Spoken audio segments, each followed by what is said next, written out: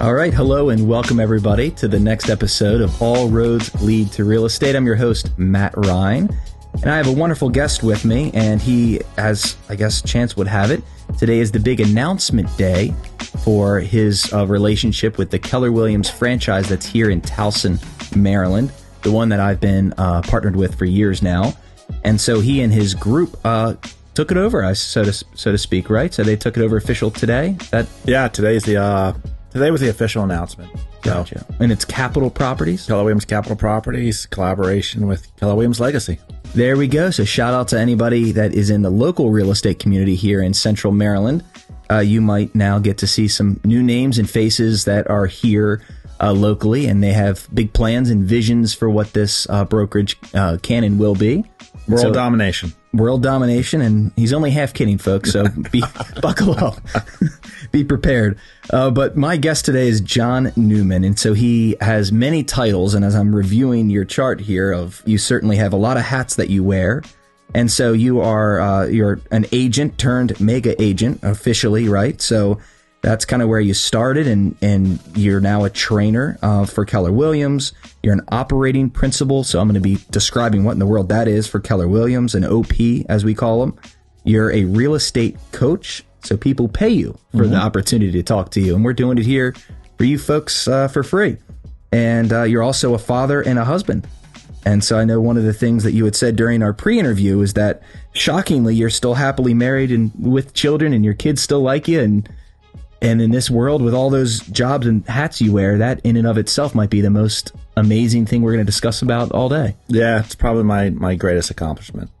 And I was commenting when I read that listed, it's, I think prior to me even doing what I've done, I might not have realized how miraculous and impressive that really is until you do what we do for every year and another year and another year, and try not to get, divorced, and make sure the kids remember who you are. And yeah, I mean, my wife one time, I think this was like early on in my career, and she said, I guess I don't know what they're called now, daytime shows, I guess, or something, like the shows that come on television. Yeah. And she said, real estate's a lot like daytime shows, meaning that characters can like go away. They get in a massive accident or something, and you think that they're gone, and the next thing you know, like they miraculously recover. And she's like, that's real estate. Because every day is like a new day. Every day you could have a great morning and a crazy afternoon, and it comes back to life. So it's staying emotionally like level. Yeah. I think is really challenging in this industry. But I think it's the same way in relationships. It doesn't sound attractive the way I'm about to describe it, but this is about how I describe it to folks that are newer, like on the team, or I stay almost numb in a sense. Yeah. I don't allow, because if I allow myself to get super excited when times are the best, by definition, I have to take it extremely personally when times are challenging. And so I just stay even. Yes. You sign it's a multi-million-dollar week and you feel amazing. I don't celebrate. I really don't. And I don't, but then again, when I lose a couple things and everything looks like it's fallen off the wagon there, you won't notice it either. Right. I come home and I won't talk about either. Yeah, it's almost like staying, like you said, it's unemotional to a certain degree. In an industry where buying or selling a house is a very emotional experience for people, and we have to stay just level. Don't you think in a weird way, like that's the reason we still have a job? AI is going to do its best, but I was commenting that the emotional roller coaster that is real estate, you want someone who has the knowledge, experience, has been there. It's not my direct money necessarily. It's not my wife and kids that are moving. And so we get to fill that role. Yeah, 100. So my degree is in finance. And prior to getting into real estate, I was back then they called me a stockbroker, financial advisor. I'm horrible at managing my own money. Yeah. Horrible. Because we're going to edit that out of the podcast, folks. When you get emotionally attached to the outcome of something, you need somebody else to, okay, that's crazy, John. Like, just calm down. And I think that's what we do for clients. And I think it goes unsaid a lot. They think that, okay, we open up doors and we fill in contracts. Like, no, I think the emotional game is actually 90% of what we do. And I think the most successful, I would agree, and I think the most successful agents have to understand all the details of what we do, the actual job of real estate, but it's like the unlicensed social counsel work that I do. It's the reason why, I don't know about you, that I still love the job. It's because otherwise it's just a house, and I've done that a million times already. But it's putting it all together and getting all decision makers on the same page. And like today, I was describing, I had a home inspection for hours, and I had you had grandparents, you had the kids, you had multiple people, like all the decision makers, and there was one person in commonality with all of them, was me. And it's like piecing all that together and keeping a cool head, and oh my God, everything was a fire in their mind. And it's just like, it's really weird. That was my day job. That was my whole morning. Yeah, part therapist. Yes, that was part of it. Counselor. They're downsizing, and that's emotionally very challenging to accept that you're going to downsize, and no one necessarily wants to do that, especially for health reasons. And so we get to see all of that. Yeah. It keeps it, every day is an interesting day. Well, and so it's interesting as we think about all those hats that you're wearing, and one of them I missed out on is you're the area director for the Maryland and DC region for Keller Williams. Yes. And so, you wear all the hats. And so, I want to first talk about being an agent. So you had to start somewhere, right? So in the real estate world, most folks start as an agent. Yep. And that how I assume you started? Yeah. It's interesting. I never had an intention of being a real estate agent. Like it was never, I went to school, my degree was in finance. I managed people's money for about 7 years. And I woke up one day and I really didn't. As a financial advisor. Okay. Yeah. And it was kind of interesting. So I was to the point where I was playing golf 2 days a week and had already built a book of business, but I didn't love what I was doing. And many of my clients said that the money that I managed for them was their play money and their real money was in real estate. So I was like, okay, let me start looking into real estate. And I got into real estate as an investor. So it was 2003 and I flipped houses. And from 2003 to 2000, wasn't licensed at the time. From 2003 to 2007, I probably flipped somewhere between 70 and 90 houses. Wow. With your own homes that you were doing for yourself or for others? No, for myself. Yeah. I actually, not only was I flipping houses, but I also had my contractor's license. So I went and got my Maryland home improvement license. So we were doing some renovation work for, a neighbor sees that we're putting on a deck. And, but something happened in 2007 that I didn't know could happen. Tell me about that. That's when I got licensed in 2007. So remind me. Well, let's say it was late 2006. Mm-hmm. And I remember we probably had about 24 different properties under various stages of renovation. And it was like the lights went off. And it was like, it literally felt like the lights went off and nobody wanted to buy it. I couldn't give it away. So we're dropping prices on houses. And I basically lost just about everything. Like, it seemed like it was like in a 12-month period. I went from thinking I was smart, and that was challenge number one. Not challenge. It's something I live by today. I'm never as smart as I think I am. And back then I thought I was smart. I thought I'd figured out the system, for lack of a better word, and basically lost everything and couldn't go back. I had let my licenses expire for, and I had a Series 7, 63, 65 license, let all that go. So I was basically unemployed. Wow. So I was like, okay, I kind of like this real estate thing. I'm going to get my real estate license and try it out. So in reality, I failed my way into residential as a quote unquote realtor. I failed my way into the business. I didn't have no desire to be here. Well, now that you've interacted with not just hundreds, I'm sure thousands of realtors at this point, in all the different responsibilities that you have, it's just how many of us wind up here, not by necessarily first choice. I always say how many get into it directly out of college with the intention. I did it right out of college, but I did it part-time. That was not my intention. I got my license and held it as a part-time agent while I was in medical sales and pharmaceutical sales. I did it as a, maybe thing for flipping homes similar to yourself. I did not do 90 homes, not even close, but that was my intention. That's why I got my license. But I feel like how many of the people that you've now spoken to and now know is your story unique, should I say? No, I actually, it's interesting that the more people I meet with and I speak with, I would say it's actually more normal.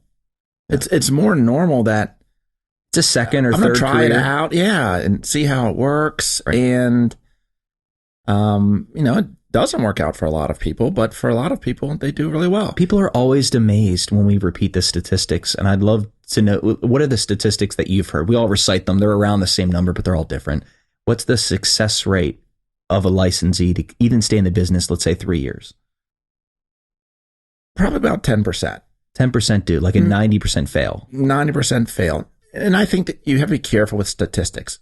I like to ask what percentage of people can make a career out of it? Because some people stay in the business, but how many people can actually make a living wage? Let's just say the average income earner in the Baltimore metro areas, let's just say that I don't know what it is, but let's just say it's 70,000. How many people can make an income to support themselves in real estate? It's an even smaller percentage there. Yeah. Well, after all the fees and expenses and marketing and taxes that you pay as self-employed people, I think taxes screw people up maybe the worst. As you start to climb and make more, no one tells you these things. No. And you go, oh my God, I did really well, made $100,000 last year. And then you look, what do I owe? I don't have any of that in the bank. I've invested all of that, or I've spent it all. And look at my new Rolex. And that's my new Rolex, my new car. Yes. And so I've seen that a lot of times with people that could have been successful. They run into that roadblock. I can't tell you the number of, I think that's another thing that it's almost like a rite of passage. Oh, I have to work out something with the IRS. It's almost like, because you're right. I mean, these things are not talked about as often. Health insurance. Who pays your health insurance? We don't have company paid health insurance. I don't either. Yeah. These are things you learn as you go, but I have an accountant that was supposedly great. Just last year, I'll admit this for the first time, I had a 6-figure surprise on taxes in January of last year.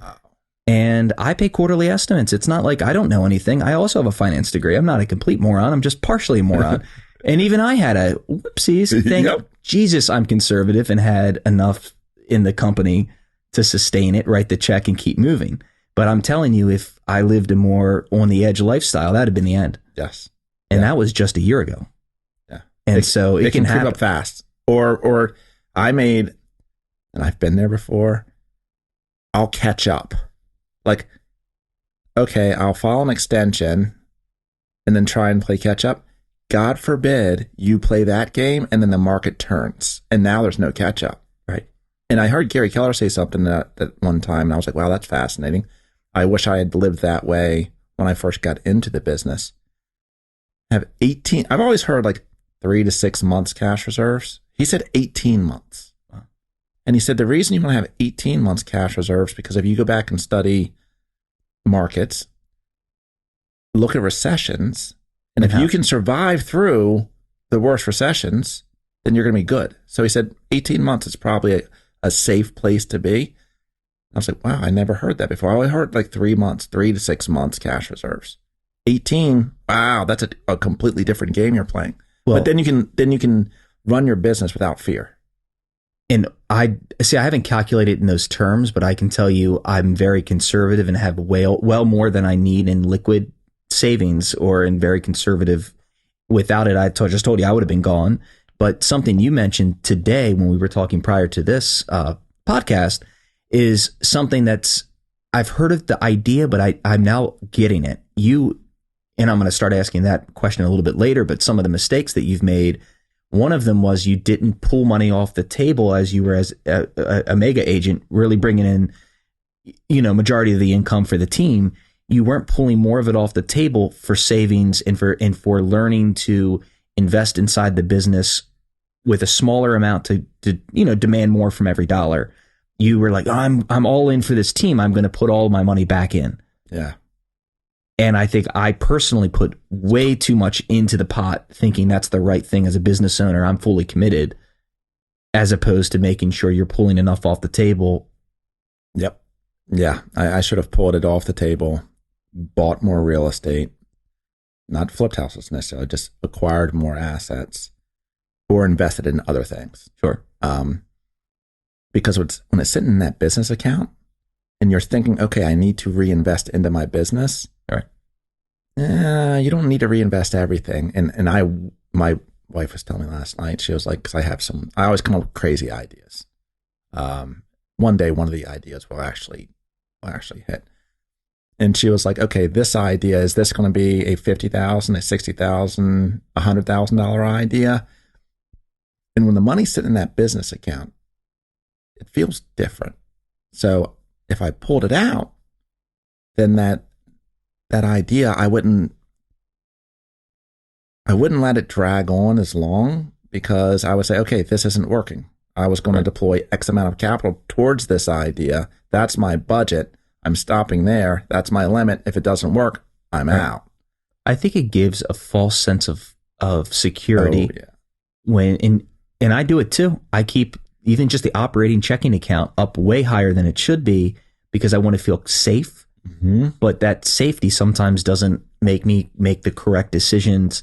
And the term KW uses is holding every dollar accountable. Yes. Red light, green light versus every marketing strategy. And then there's ways to do even a similar thing like the podcast. You were just describing that. I'm going all over the place, but it's because we just spoke, which I don't normally do to people before the podcast. But you were describing, like, I'm doing a podcast now, and you went through the journey where 6-7 years ago, you were like, I'll do a podcast. Yes.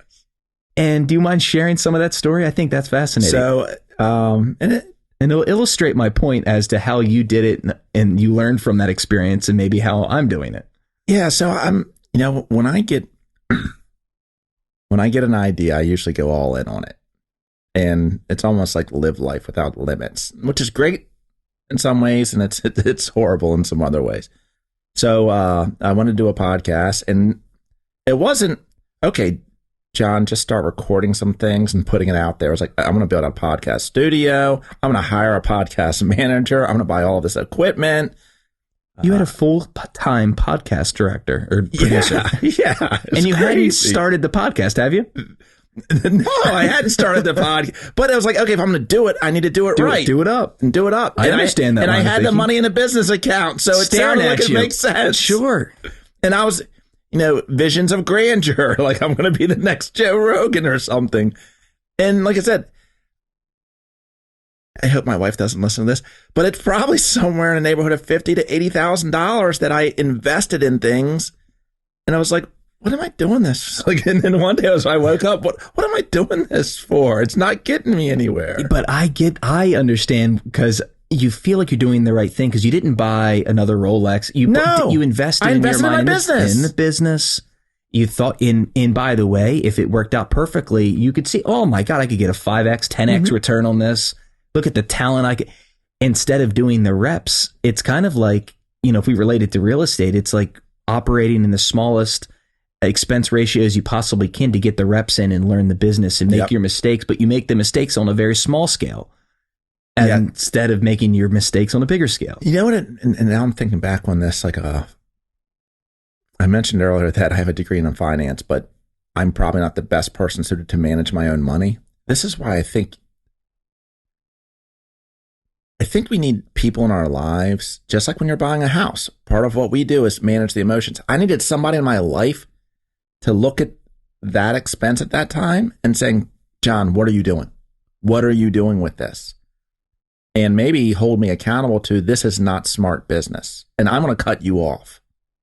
Like, I needed somebody to say, no, I'm cutting you off from this. Isn't that one of the reasons, though, that you have not one of the jobs you have, right, is people will pay you their hard-earned money to be a coach? Yes, because I can be that person. You're not their friend. They didn't pay you to be their friend.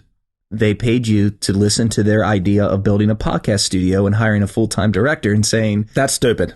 That's stupid. Now pay me my hourly fee for this session because you're an idiot. And I think we need that. Yes, and I think that's where, we talked a little bit about coaching earlier, and everybody can be a coach. Yeah, but how many coaches are going to say, that's a really dumb idea, Matt?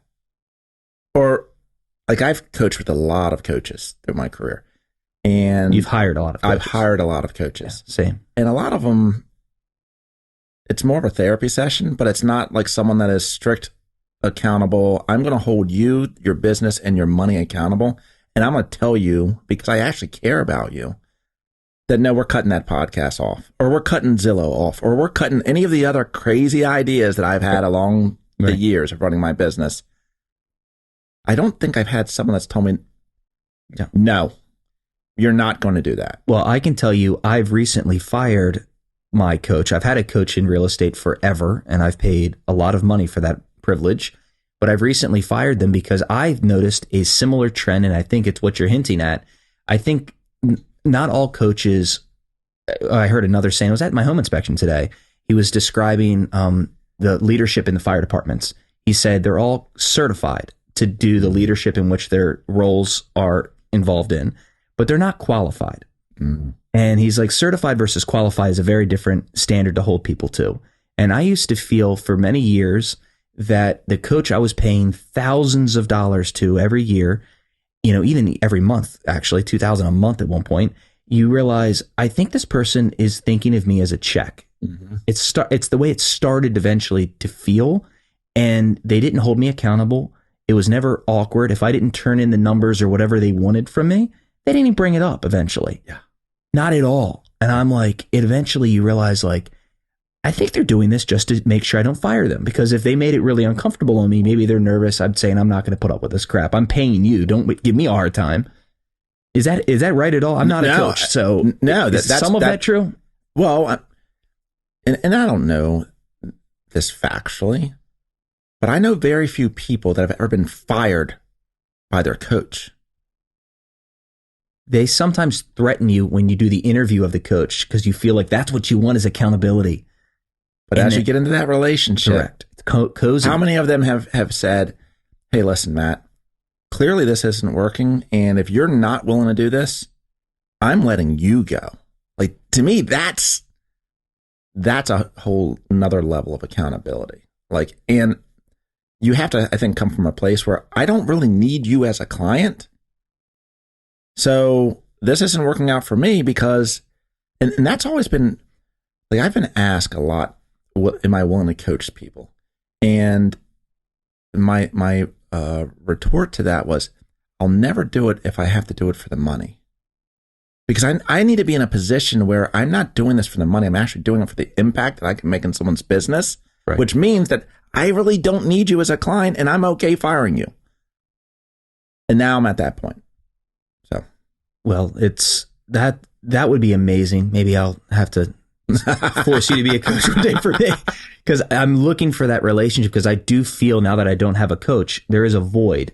There's not someone, you want someone who's not in the mix, in the business at the day to day, that you can then vent to and have that relationship where you are held accountable. Because when you're in a small business and I'm the business owner, there's no one that can stare at me and say, get your stuff together, Matt, you're screwing this up, because I paid them. Right. And it's a different relationship than someone that I'm paying to coach me. And I see the value in coaching. And I know some people truly don't. And I'm like, well, I think you've never had a good one. Yeah. And I've had the privilege of having a few really good coaches in between, some not good ones I just described, but I've had some great ones. And that's what I miss, because the impact you can make is maybe more profound than you can do in anything else. Yes. Yes. If you do it well. Yeah.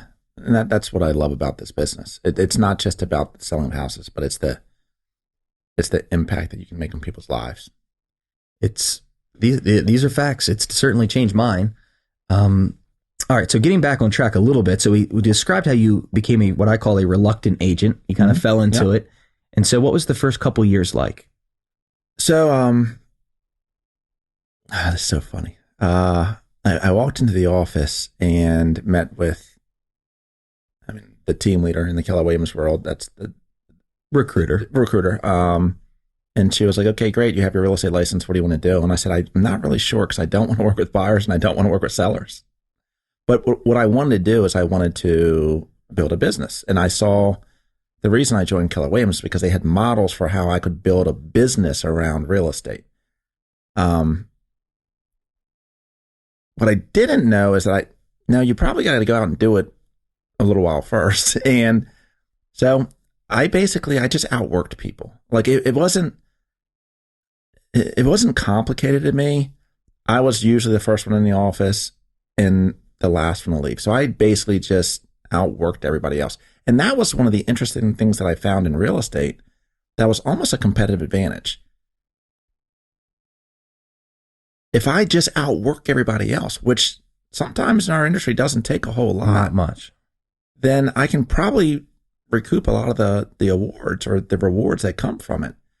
Now, because I'm somewhat of a crazy person, when I say I outworked people, I would be in the office until 1, 2 in the morning. Like I remember my wife one time coming home, and we all know people that are in real estate. And my wife says to me, "What's her name?" And I'm like, "Well, what do you mean, what's her name?" And she was like, "I have friends that are in real estate. I've got family members in the real estate. Nobody is in the office till 1 o'clock in the morning. They don't work Fridays and they're home at 2. Yeah, bingo. Yeah, exactly." And I'm like, and I'm dating myself, but I'm like, look at all my emails that I'm sending at 1 o'clock in the morning. And so I basically just outworked people. I think I'd sold like $8 million in my first year of real estate, not because I knew what I was doing. I just outworked everybody else. By my second year, though, interestingly enough, I'm actually looking for another career. Burnt out? I was burnt out. I didn't. I'm a pretty analytical person, not so much emotional, and there were so many emotions involved in real estate. I couldn't figure out how to manage that and stay level. And I was like, I don't know if I can do this. And I was looking for jobs, and this is 2008. Matter of fact, at one point in time, the other thing I didn't manage very well is I didn't manage my money very well with a degree in finance. I can help other people. I just couldn't do it myself. So the ebbs and the flows of the inconsistency of the income was challenging. At one point in time, I was actually painting. I was painting on nights and weekends. To make money? For cash flow. Yeah. Wow. And I remember, so that was 2008. And yeah, I was painting nights and weekends. My cousin had a painting company. And if I needed cash, I'd go out and paint some houses in the weekends and stuff like that. And I wasn't happy. I was actually in a relatively dark place, to be honest with you. Like just, I mean, I got bill collectors calling me. You know, I'm not present for my kids as much, my first 2 years in real estate. I'm thinking I'm a complete failure in my life. How old were your kids at that point?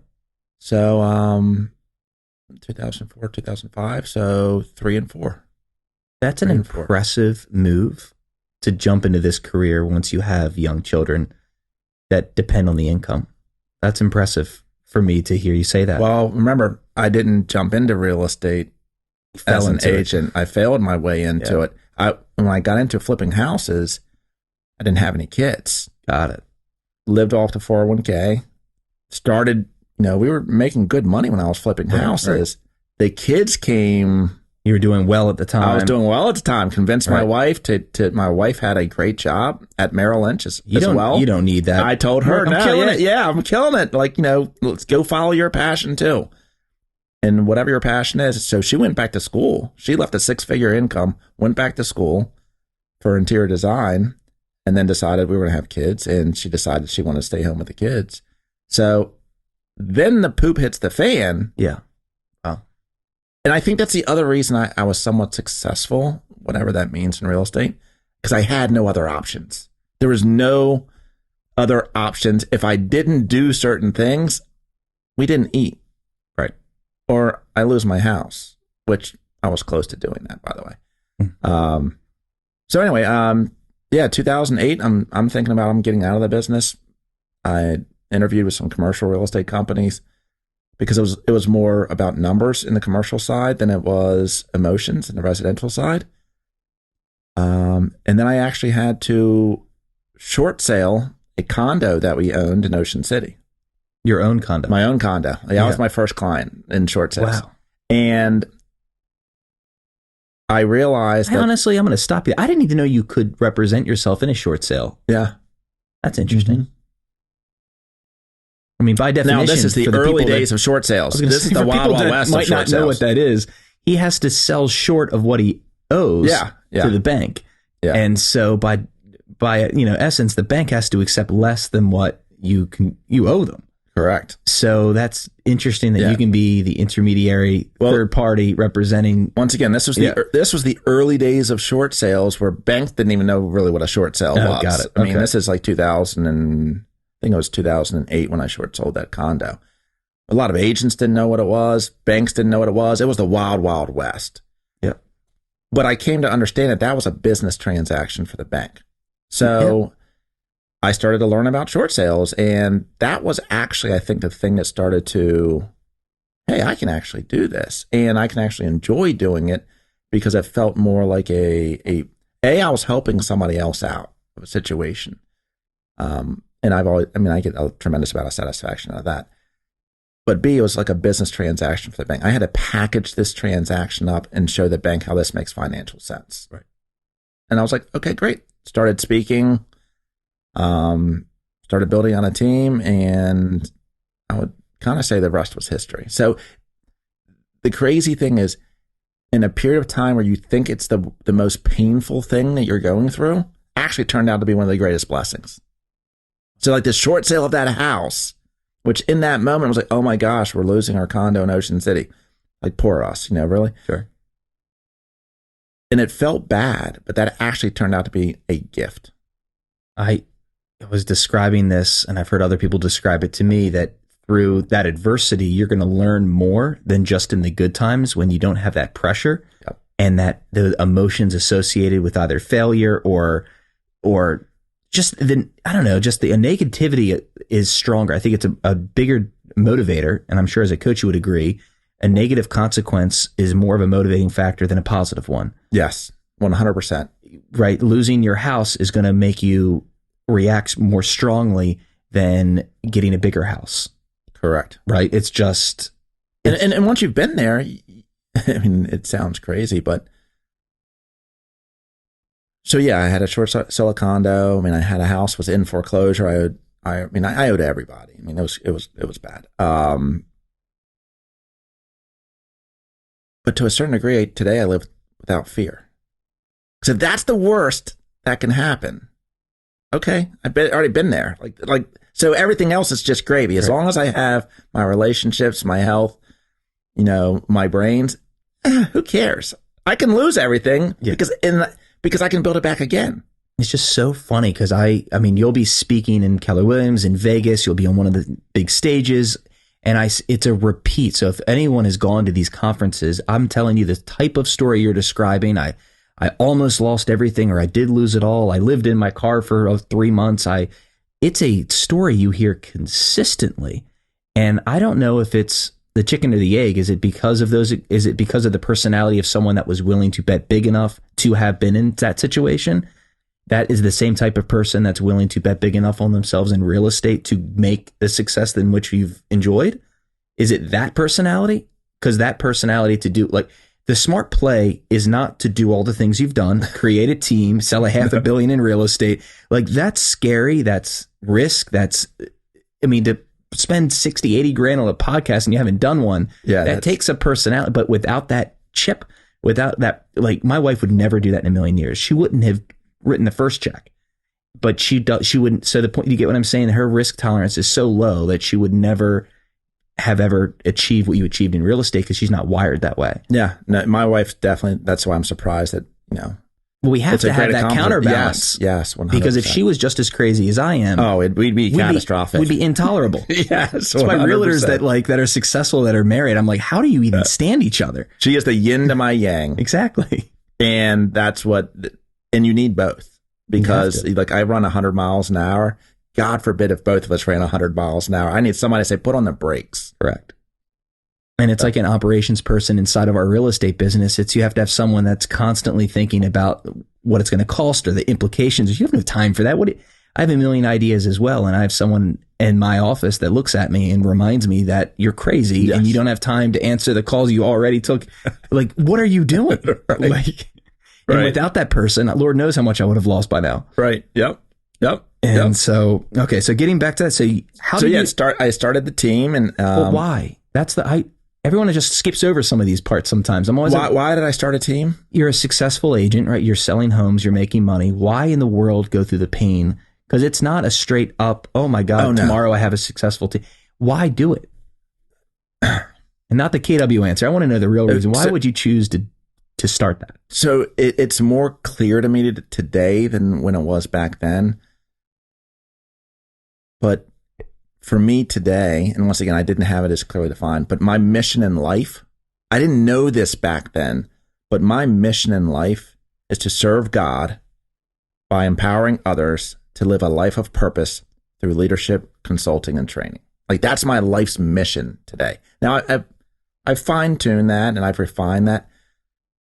I've always had a desire to impact other people's lives. So for me, building a team, and this is what, if an agent comes to me and says they want to build a team, I'm going to ask the same question. Why in the world would you want to do that? And if they don't have if it's about money or more time, or that's a bad, and you're going to have a hard time with this. You're in leadership now with KW. And for those of you not in KW, this will give you some insights. As someone who joined, and I'm not in your director role, I can tell you an answer you might have heard. The real answer for most people is because we were told through a little book called the Red Book. Yeah, it's called the Bible of real estate, essentially. Gary Keller wrote it many, many years ago, and we were told, millionaire real estate agent, that the next step after you're a successful agent, the next logical step is team, right? Leverage. And for a lot of people, it's actually not the right answer. But no one told me that. And no one said that. And so it's only later do you realize successful solo agents, oftentimes, majority of the times, make the worst team leaders. But we were told you're successful, you're selling homes. Guess what? Now you need to lead 10 other num-nums. Right. And they see you as someone who's made it. Therefore, I'll just attach myself to this person and I'll be successful. Yeah. So you didn't say that as your answer, but I think that's the real answer for a lot of people. Yeah. I mean, I read the book. I always had a desire to build a business. And that's what attracted me to Keller Williams to begin with. I didn't know what I would have to do to get there.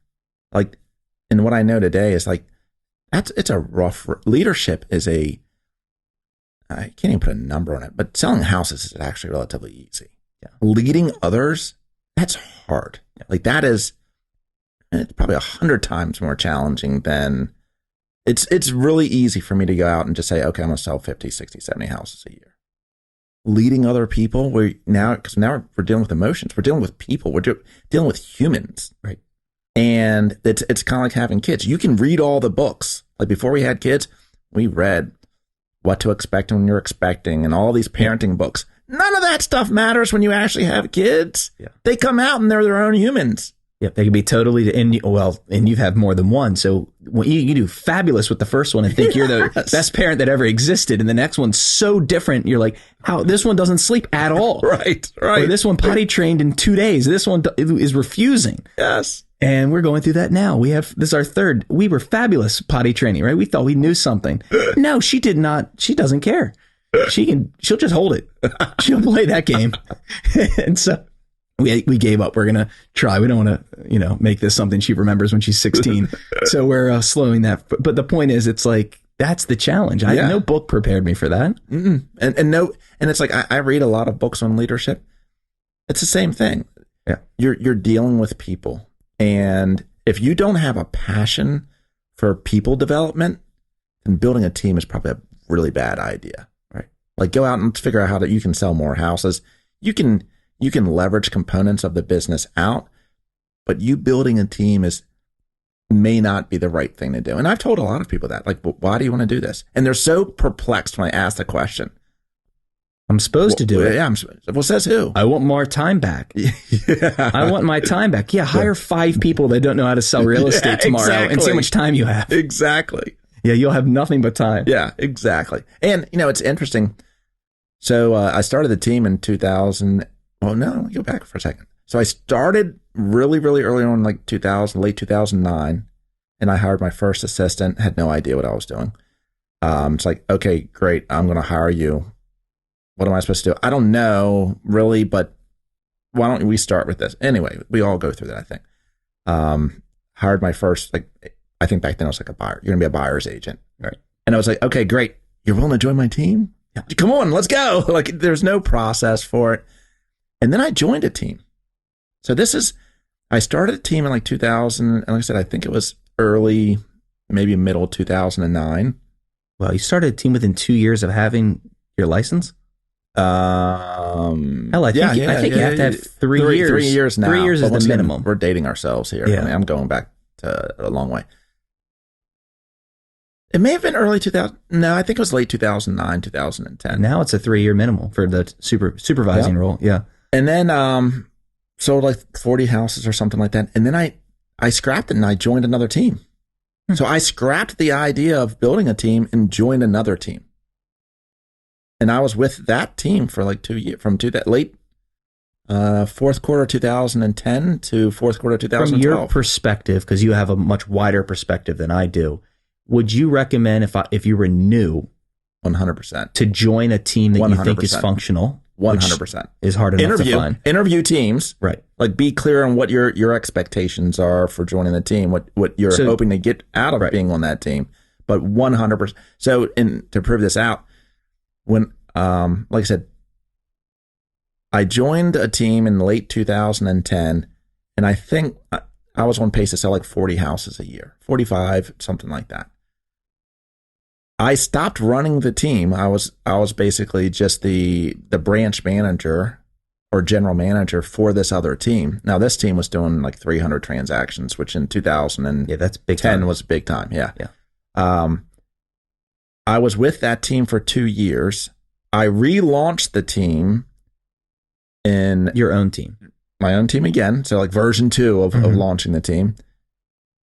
In like December 2012, my first 12 months, that team did 113 transactions. Because you saw the models and the systems. Bingo. Someone else had already perfected. Bingo. And that's why I think 100% a new agent, once again, interview teams, understand what you're looking for. Right. What is their value proposition? What are they willing to offer you? And by the way, this is my shout out. It's most people that interview teams, the first question out of their mouth are, what are your splits? What do I get to answer. keep? That is not the question. It's in the Rolodex of questions. But if that's your first question, you don't know yet what the value is you're trying to seek. Bingo. That's my opinion. You should be looking for knowledge, time, connections, time, resources. Like, yes, I mean, there's other questions that I would be asking if I'm interviewing a team. Then what is my split? Because I made less money by being on that team. But as a result, look at the opportunities in 10 years that you've been able to create. You got it. It's like the bigger picture. It was a launch pad. Correct. Yeah. And I wish teams weren't really a thing when around me. I didn't see them. There was a couple in Maryland that were really, really big, but majority of people were not on the team. I wish I had that experience. I'm like, where would I be today had I watched successful people, even now, just in the roles that as you continue to grow and we're in this growth journey, what in the world how do I instruct and lead? I've never seen anyone do what I'm trying to do. Yeah. And I'm so busy with my head down as an agent. Yep. I'm just telling you my own struggles, and I'm sure you've had to deal with your own, but. Well, it's interesting because, and you mentioned somebody earlier that told you if you want to grow, the fastest way to do that is to actually get out of. So. They told me to stop production immediately. Yeah. Immediately. Don't produce. You're going to drop your income by half tomorrow. Yep. But in 3 years, you'll scale it. You'll be so much larger than you were if you keep in production. Yep. I had been approached, 2009. And I know I'm going all over the place. So anyway, let's do this sequentially. So I start the team again in 2012, did 113 transactions with that team. From 2012 until the time that I hired somebody else to run the team, I think there's been about 100 plus people in and out of that team. Wow. The team that you? 100 between agents, admin, different, well over 100 people since 2012 have been in and out of that organization. Didn't the first 1 or 2 or 3 people that either came and you had huge hopes and you wanted to lead and teach and motivate, and they parted ways for whatever reason, doesn't it just like break your heart? Yes. Like you're crushed. Yep. So it's like a girlfriend breaking up with you. Yes. It's just like, really? Yep. Yeah. The first time you have I remember I had a guy on the team that was, and he was doing well. I mean, he was like his second year, he was probably going to do like 30 transactions a year. And he came to me and he said, "Hey, John, I'm leaving." You know, and it was crushing. He was crying. Matter of fact, he was crying in the office because he didn't really want to leave, but he felt that his growth was being limited. And it was so eye-opening it was like one of those moments that kind of define who you are. And I could look at that two ways. I could say, oh, it's his fault, it's their fault. And I had to look within and say, okay, I need to grow as a leader because it's my fault that this person, and you're right, I had developed, this is a brand new agent that went from like zero to, in our industry, he was doing well. And I had to look inside and say, okay, I'm not the leader that I need to be able to retain or attract talented people. And I had to almost like reinvent myself. KW speak, they would refer that as your leadership lid, right? Yeah. Your lid was, at a certain level, and that's the extent of talent you can keep. Yep. 100%. And I had a coach, my last coach, it's one of the wonderful things he did say to me. He was demanding I say, "Why should I join your team? Recruit me." Yeah. And I'm like, he's a huge agent. I'm like, yeah, I can't get you. What are you talking about? You're massive. And he's just like, I need you to pitch me. And if you mention money, you won't get me because you don't have enough of it. Like, and it makes you think. It's like, how do you truly pitch your value? And it's to what your point. It's like, it's as I continue my own education in leadership and in real estate, what drives you has been honed because that is something, what you said before, that's something that you can manifest and you own. And that's not a dollar amount.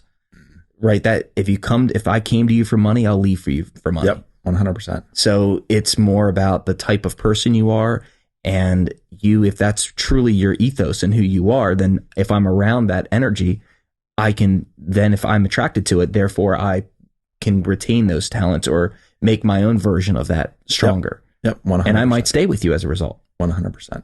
And I think that's what creates a culture. And I think when you look across the industry and you say, okay, I don't think that most teams are teams. I think most teams are groups of individuals that come together under a common name. That makes sense. I think a team, if you think about just using sports analogies, a team has a common mission. They're all bought into something that they're trying to do together.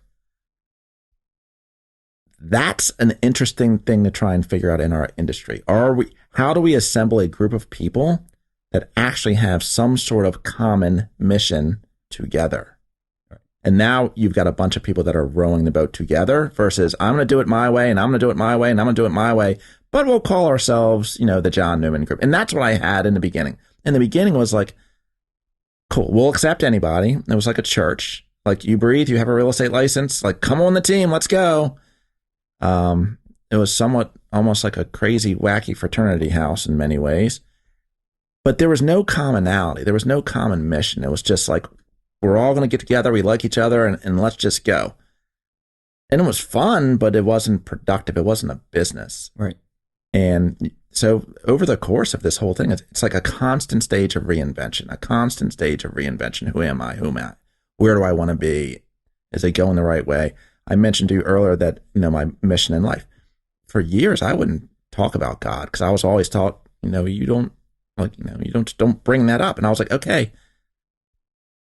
but why wouldn't I? It's one of my core values. Why wouldn't I bring that up? And if I have to feel that I can't have a certain conversation with people that are in my team, then why are they on the team?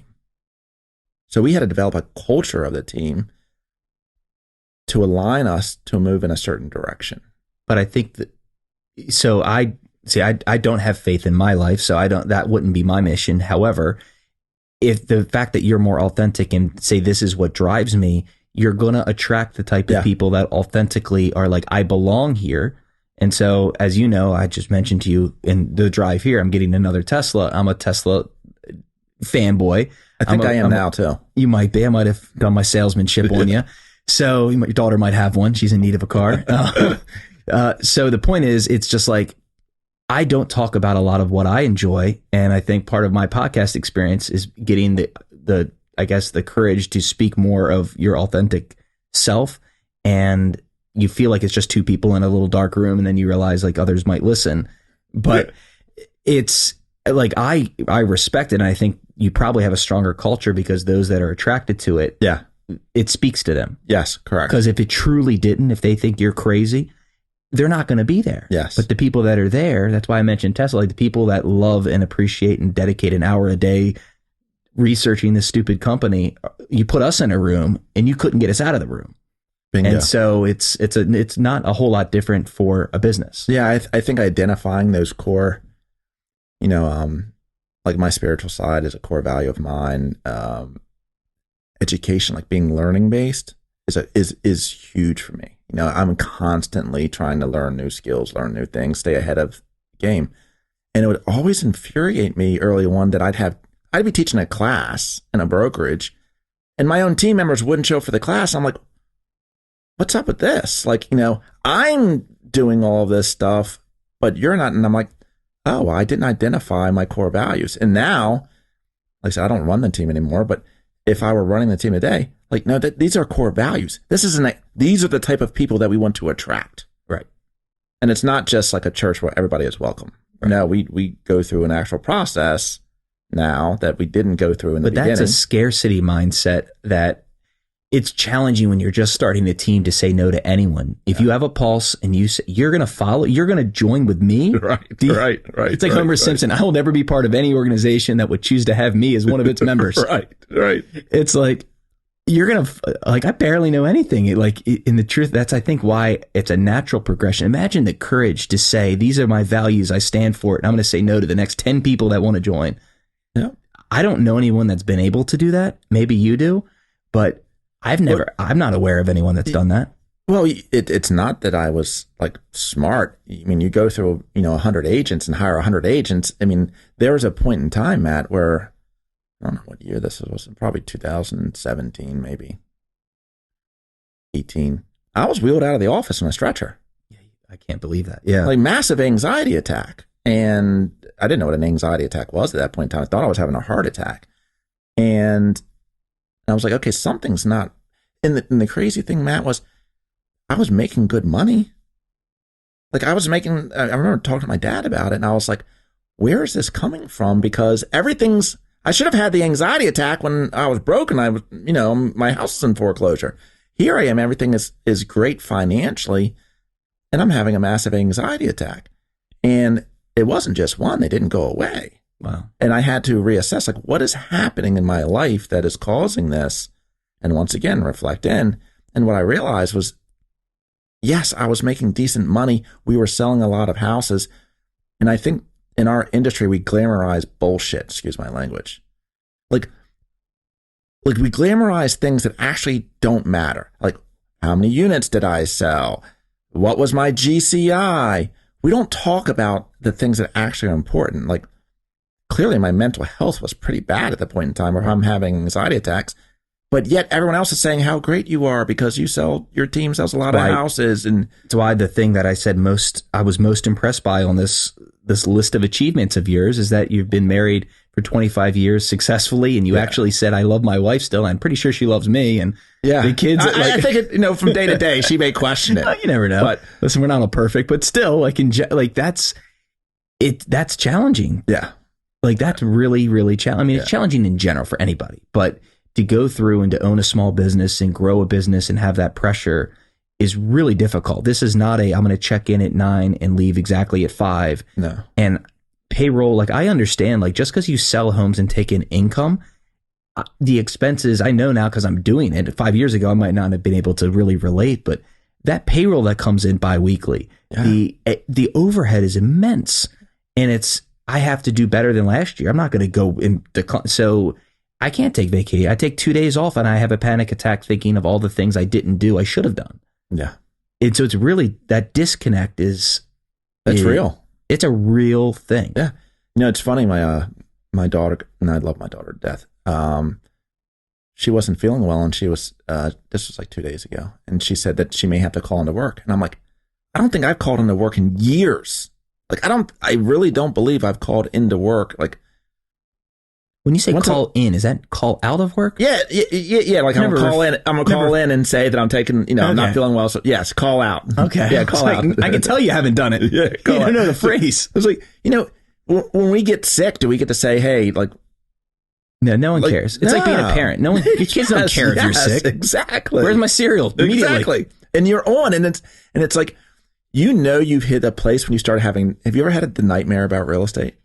Have you ever had a nightmare about a real estate transaction or something to business? I've woken up, and it saved my ass several times because I'll remember that thing was due, or yes, and it's usually when you keep for me, I keep taking on more. Yep. And have you ever caught yourself where you have so much going on, you have so many pending, and you forget things that are fundamental to you, like I didn't call to check in right before, or there was just something that's just, yes. And you feel like a piece of garbage because you're like, that's why I do this stupid thing. And yet I was so focused on all these other things that you feel like you've lost the core of what it is you're supposed to be doing. Yes.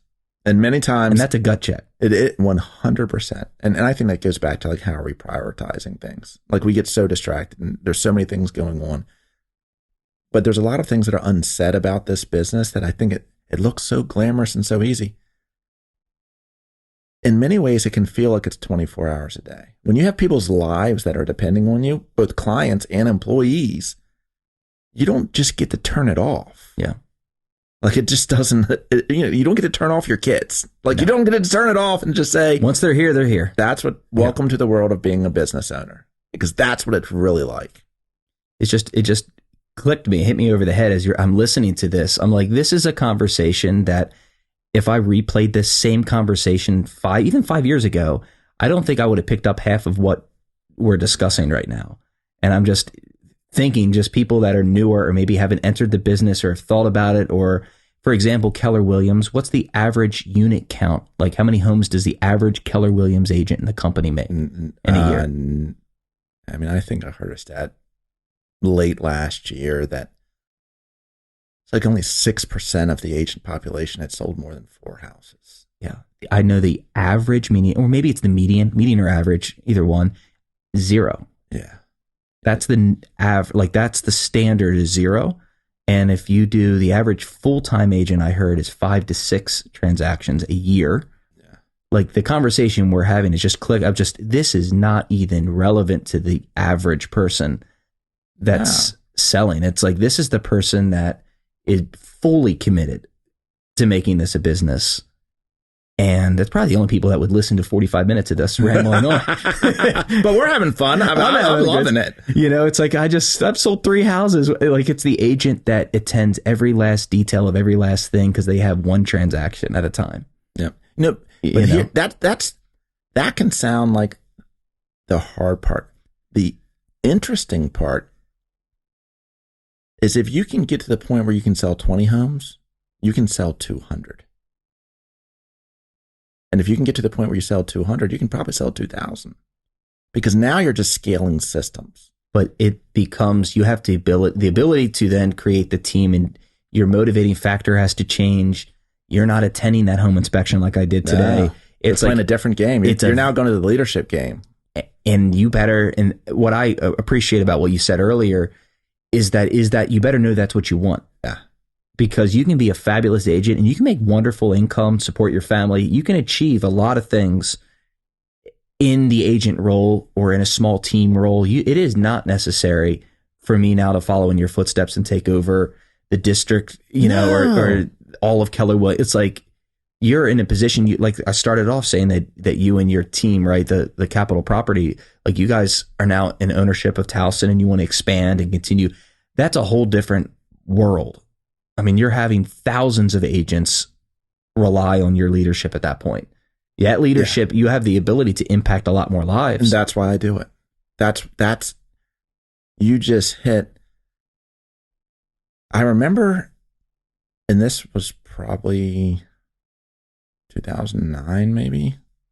I remember one year that I had made an income level and I was like, wow.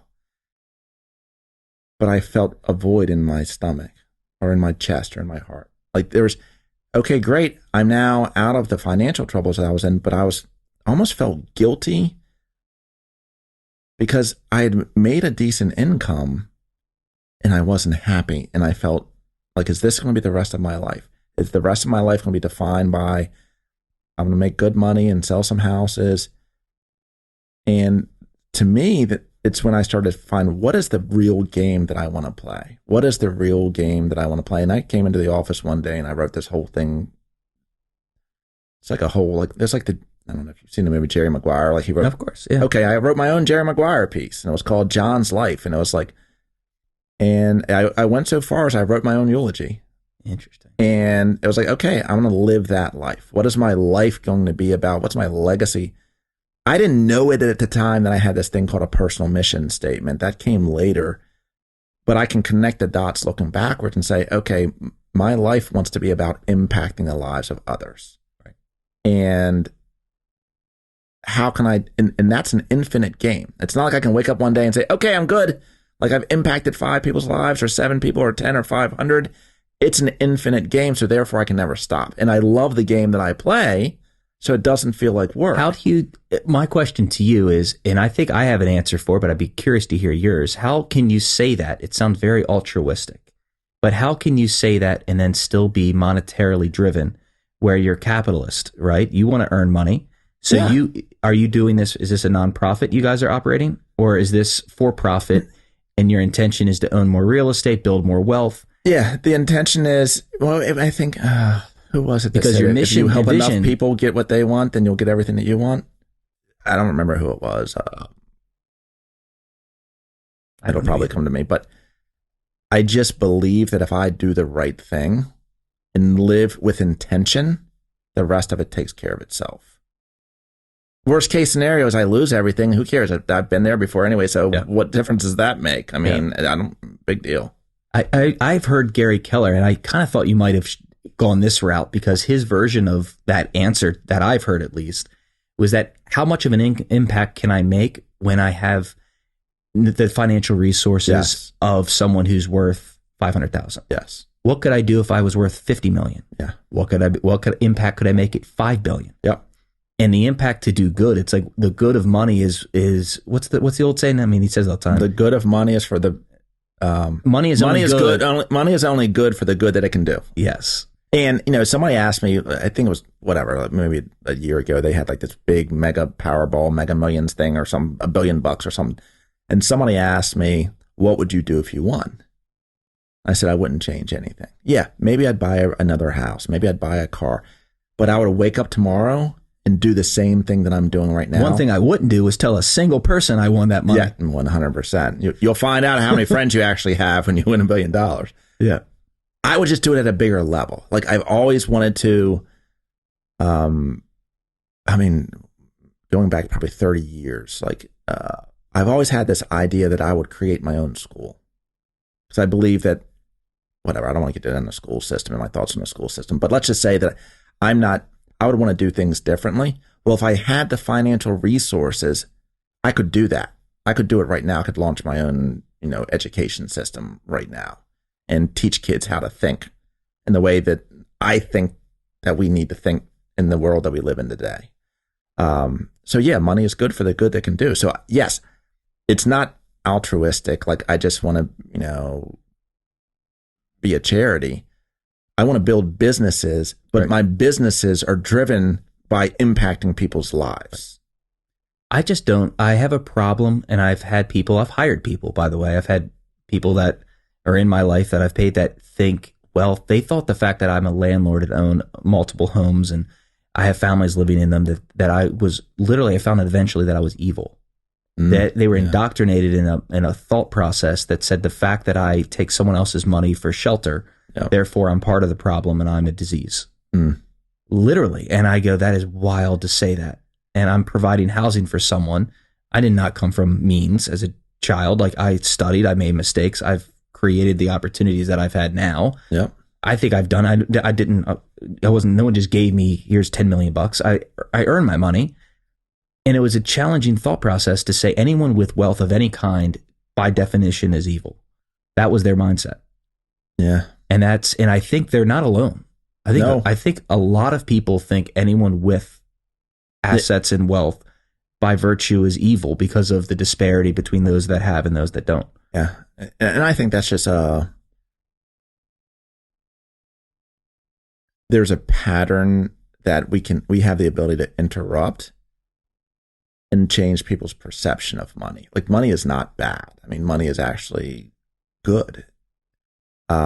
If it can be used for good purposes. I mean, obviously there are people that have money that may do evil things with the money, but I think that's, just reminds me of like the Rich Dad, Poor Dad book. Yeah. Like, mastering the game of money at an early age, you start to understand, okay, I have the ability to do different things that can be great, amazing things. And what you described is mindset comes first, because you can't have wealth without a mindset of a wealthy person. Yeah. You have to, it's another saying, it's like you have to think, then do, then have. Yeah. It's another bold law that Keller Williams preaches. But if the mindset isn't right, if you have an unhealthy relationship with money, it's like a magnet almost. It doesn't ever get attracted to you, and you almost repel it, and you'll never have what you don't seek. Yeah. And where, the funny thing is, where does that come from? Like, do you think I think we both know the answer. I don't think kids are born and they come out of the womb. Money is evil. So is racism. So are all the prejudices we have. Yep. It all gets taught. Yep. I mean, talk to any 4 or 5-year-old. Do they hate?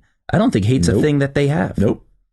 So when you come to understand that, like I jokingly tell people that I'll teach classes and I'll ask a question sometime. How many of you have seen the movie The Matrix? Yeah.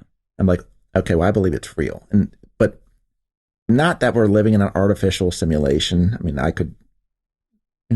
I'm still questioning that one, because there are times where I believe, okay, yeah, this is definitely, But the way that I perceive the Matrix is it's our own mental construct of how we perceive the world that we live in, which means that when you understand that we've all been programmed in some way, shape, or form, you also then have the power to understand that you can also reprogram yourself. Yeah.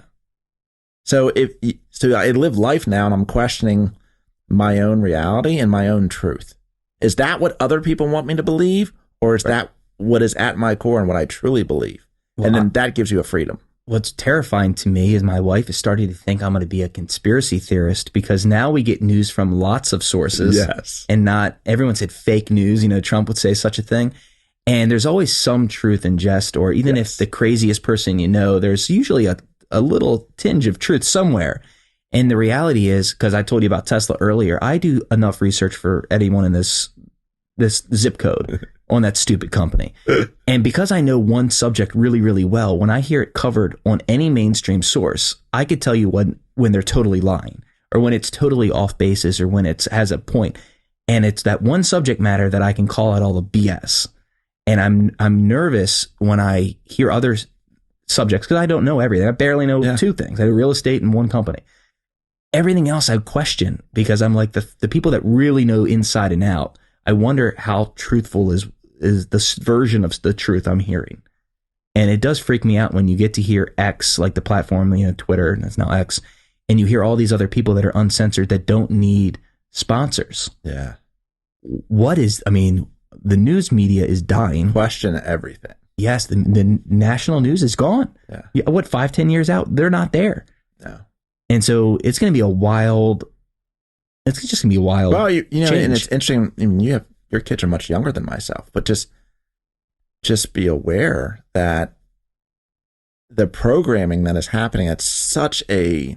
We're going way off the real estate topic here, but that's fine. All roads lead to real estate. Yeah, all roads lead to. It's a stupid title. But real estate's a microcosm for life, so it doesn't really. It does tie together. But when you understand how the amount of content that we're being bombarded by on a daily basis. Imagine being a 3-year-old and growing up in a world where that is coming at them, right? All for their entire life. They're being programmed. And you got to be cautious. Like, are they being programmed by the way that you want them to be programmed, or are they being programmed by somebody else's? So that's where I start to question. I question everything now, because there's a motive. There is a message that somebody else is trying to. What is that motive? What is the motive for that? What is the motive for that? Is that core to my beliefs? Right. And I want to stay in curiosity. So that's why I live, and I tell my kids, question everything. Believe nothing. Do your own research and question everything. The craziest part of what you just said is that we all think we're experts. It feels like, I feel like we all, like everything you just said is predicated on the belief that you know something and you're going to make sure your kids know that. So no matter what religion it is or what educate, like we all think we're doing right by our kids. Yes. So it's kind of a joke, but kind of not. Like I reserve the right to screw my kids up my own brand. Yeah, because they're yours. Yeah. Because I think we're all, even if you do it lovingly, we're all in a weird way, like, we're doing our best. Yes. And 100%. I try to give people grace as much as I can because I recognize even if I think what they're doing is crazy, chances are they're doing it for the best of intentions for them and their family. And for what they know at the moment. That's it. Yep. And it kind of goes back to real estate because we're all doing the best we can and everyone has a different journey. And I can tell you, I'm very appreciative that you've joined our little group here in the Towson region. And it's nice to be in relationship with a company that's larger. So I used to be with a smaller brokerage, local brokerage here. One of the reasons I was attracted to Keller Williams is simply because of a national reach, big conferences, it's other thought leaders. A lot of what I share on this podcast are thoughts I've heard, I'm regurgitating in my own version from people like yourself that get on stage that have had your own coaching for decades. And it's something I appreciate. And I like the fact that it's coming here, that we're going to have access to the local realtor community that chooses to kind of want to listen and see what that is. It'll be here. And it hasn't always been here. Well, and it's interesting because, remember I said I live by something now. I'm not that smart. And it's fascinating. I heard Gary Keller say this one time. And this was like in a small mastermind he was doing. And people use terms like he's a visionary and all that. And what he said was, not really. He said, I've become a master of models. I mean, he's probably a pretty smart person, but I don't have to think everything through. I just have to be resourceful enough to say, who has that and is doing whatever that is at a high level, and let me go model it. Right. So maybe some of the things that I'm saying right now sound intelligent. It's not. I'm literally just taking other people's. I was going to say nothing we said on this podcast is original. New. Yeah, there's nothing we new. Didn't create any of it, and I can't stand sometimes when I hear someone talk and they'll bash anybody we speak about, whether it's Gary Keller or someone else. These are not perfect people. This is not God, right? This is a human. Yes. He's made mistakes. He's made judgment errors. He's screwed things up every day. He's failed businesses in the past. He's been bankrupt. He's gone through that process.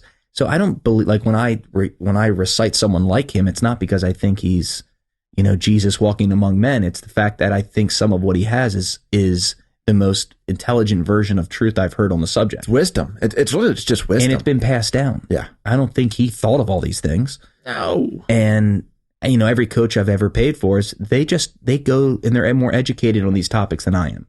And I just want to be exposed to as much of it as I can. Yeah. And I think that's the cool part about, that's why I'm with Keller Williams. This isn't a Keller Williams thing. So, but I seek knowledge, I seek wisdom, and I seek growth. And it's bigger for me. It got to a point where it needed to be bigger than just real estate. It needed to be bigger. So I was looking for some place where it's like, okay, can this place give me, Gary Keller asked me one time why I stayed. Because the team had been offered a lot of money to leave. And I said, it's simple for me. The company helped me find my life's purpose, gave me the tools, resources, and opportunities to live it out. Okay. That's why I stay. And I think for any company, I think when you're looking to build a business, are you that vehicle, or is that business that vehicle for the people inside of it? Right. Because then if you've built a business that can last. When your employees, your staff, or your agents, when they see you or that organization as a vehicle to live their best life, right, and they have the tools, resources, and opportunities to live it out, you've probably you're on your way to be building a pretty big business. Right. And there's not just our brokerage, but there's other brokerages, and not just the brokerage necessarily. It's the leadership within the area you are, because there are certain pockets that are done really well, I've learned, and there's other pockets or other regions that are garbage in a sense. So that's with so it's not just, it's just the opportunity is there. Yeah. Is what I would describe. I think that's like a microcosm for life. Seek out people. And then the question, I was talking to somebody yesterday about the cash flow quadrant, and if I'm looking for an employer, so I'm employed by multiple people right now. So I am an employee. I'm also self-employed. I'm also a business owner, and I'm also an investor. So I live in all four of the quadrants. Right. But when I'm looking for an employer, I'm looking for wisdom, or I'm looking for capital, or I'm looking for access. So I'm scrutinizing my employers. Can they provide wisdom or knowledge? Can they provide resources in the form of capital or connections? Right. And I'm perfectly fine being employed by somebody else, which I would have never said that 15 years ago. I would have said, are you crazy? I'll never go back to work for somebody else. I actually love working for other people now, if they're the right people, which means that they can provide those things that I just mentioned. Seth Campbell described that as a wealth determiner, and he said it flows up and below. So he said, I choose to work for the right person because I'm helping create their wealth in the upward direction. I'm bringing it up the ladder, if you will, or up the flow. And he said the people that choose to work for me had the expectation that when, my wealth is going to go down to them, I'm paying them for their time or service. Yeah. I thought that was another, it's like love it. It's like a flow, and you have to be cognizant of it. A paycheck, like you can get paid for your time in a lot of ways. Yeah. Figure out where is the best use of your time. The check might be the similar, but there's a lot of intangibles that are different. 100%. 100%. And so I want to wrap this up. We've been talking forever, and I think I'm going to mold yourself into this like we can chair. do this for hours. Like, this is awesome. Yeah, you're welcome back. I mean, hell, this is fun. This is great. I might have bored anyone that doesn't like real estate. I apologize. The intention isn't to be this head on real estate, but I don't always get someone that has your experience and wealth of knowledge to sit with me. So I wanted to utilize every moment I could. So I appreciate you being with me. I appreciate you. And so that's all I have for you. So I hopefully have you back, and we'll continue the discussion. And yeah, maybe next time we can actually talk about real estate. No. Yeah, exactly. We'll figure something out. Thanks again for joining me, and I look forward to having you here in the little Towson bubble that we have in Keller Williams. Yeah, I love it. Thank you, Matt. All right. Thank you, John.